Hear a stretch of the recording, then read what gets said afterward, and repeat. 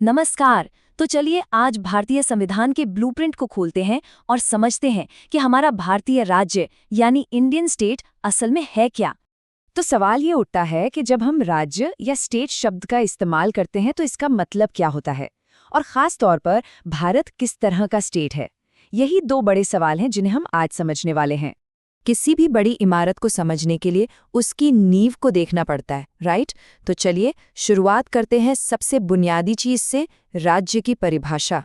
तो देखिए, किसी भी इकाई को राज्य कहने के लिए 4 चीजें होनी जरूरी हैं।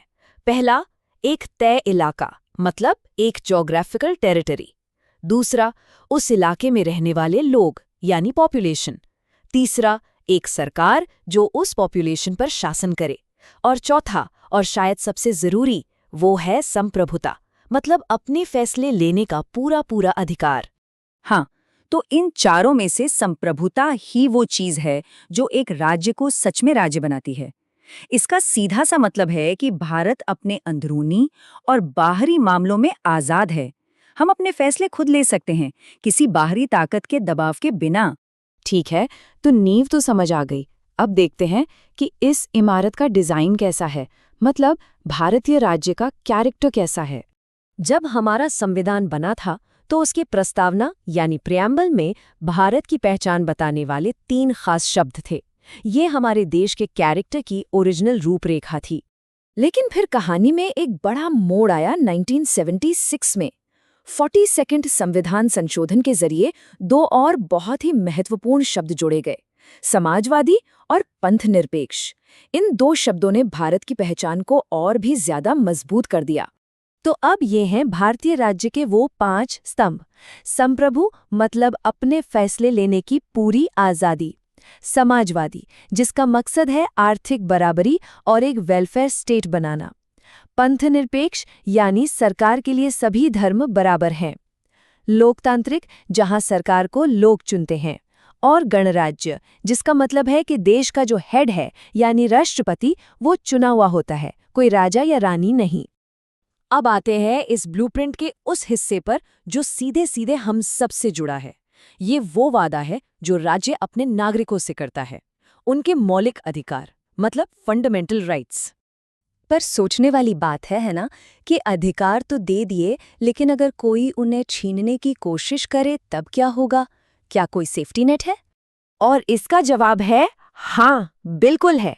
और वो सेफ्टी नेट है आर्टिकल 32। ये वो पावरफुल टूल है जो हमारे संविधान ने हमें अपने अधिकारों की रक्षा के लिए दिया है। पता है, आर्टिकल 32 को संविधान की आत्मा तक कहा गया है। ये खुद में एक फंडामेंटल राइट है जो बाकी सारे राइट्स को प्रोटेक्ट करता है। अगर किसी के मौलिक अधिकार का हनन हो तो वो सीधे सुप्रीम कोर्ट जा सकता है। तो सवाल ये है कि सुप्रीम कोर्ट इन अधिकारों को बचाता कैसे है? उसके पास हैं 5 बहुत ही पावरफुल हथियार जिन्हें हम कहते हैं रिट्स। चलिए एक एक करके इन्हें समझते हैं। सबसे पहले और शायद सबसे जरूरी रिट है बंदी प्रत्यक्षीकरण या हेबियस कार्पस। ये किसी की भी पर्सनल लिबर्टी का सबसे बड़ा प्रोटेक्टर है। मतलब अगर किसी को गैर कानूनी तरीके से गिरफ्तार किया गया है तो ये रिट सुनिश्चित करती है कि उसे 24 घंटे के अंदर कोर्ट के सामने पेश किया जाए। दूसरी रिट है परमादेश, जिसका सीधा मतलब है हम आदेश देते हैं।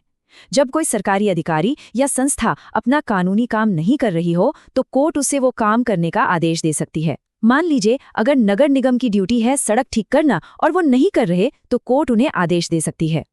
तीसरी रिट है अधिकार पृच्छा। ये पब्लिक ऑफिस में अकाउंटेबिलिटी को पक्का करती है। ये सीधा सवाल पूछती है, आप किस अधिकार से इस पद पर बैठे हैं?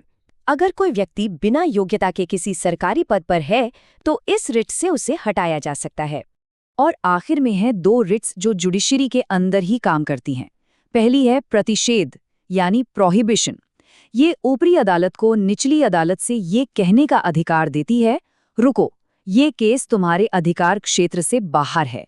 और दूसरी है उत्प्रेषण यानी सर्शोरारी, जिसमें ऊपरी अदालत किसी केस को निचली अदालत से अपने पास मंगवा सकती है ताकि न्याय ठीक से हो। तो अभी तक हमने राज्य की नींव, उसकी पहचान और नागरिकों की गारंटी देख ली। अब चलते हैं इस ब्लूप्रिंट के आखिरी हिस्से पर, मतलब राज्य का फ्यूचर प्लान क्या है, उसकी टू डू लिस्ट क्या है। ये है राज्य के नीति निर्देशक तत्व या शॉर्ट में कहें तो डीपीएसपी। अब ये है क्या? असल में ये संविधान की तरफ से सरकार के लिए गाइडलाइंस है कि जब भी कोई कानून बनाओ तो इन बातों का ध्यान रखना। और इन सब का मकसद है भारत को एक कल्याणकारी राज्य बनाना। अब देखिए, ये स्लाइड इन दोनों के फर्क को बहुत अच्छे से समझाती है। मौलिक अधिकार वो हैं नागरिकों की ढाल, एक शील्ड की तरह, जिन्हें आप कोर्ट में जाकर लागू करवा सकते हैं। वहीं निदेशक तत्व वो राज्य के लिए एक कंपास की तरह हैं, जो उसे सही दिशा दिखाते हैं, लेकिन आप इन्हें लागू करवाने के लिए कोर्ट नहीं जा सकते। और इनकी इसी प्रकृति के बारे में केटी शाह ने एक बड़ी दिलचस्प बात कही थी। उन्होंने कहा कि डीपीएसपी एक ऐसे चेक की तरह है जिसे बैंक तभी कैश करेगा जब उसके पास सुविधा होगी। ये दिखाता है कि ये कितने जरूरी हैं, पर कानूनी तौर पर बाध्यकारी नहीं है। और यहीं पर हम भारतीय स्टेट के खाके के एकदम कोर में पहुंच जाते हैं। एक तरफ है नागरिक के अधिकार और दूसरी तरफ है पूरे समाज के लिए राज्य के लक्ष्य। जब इन दोनों के बीच टकराव होता है तो संतुलन कैसे बनाया जाता है? ये वो बहस है जो आज भी हमारे लोकतंत्र को लगातार आकार दे रही है।